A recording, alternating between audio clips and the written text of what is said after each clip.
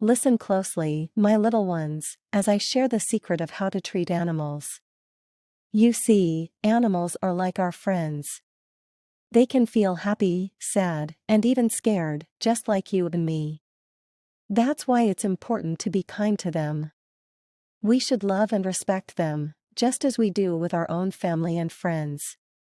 When we show love to animals, it makes them feel good and safe. We should always be gentle and take care of them.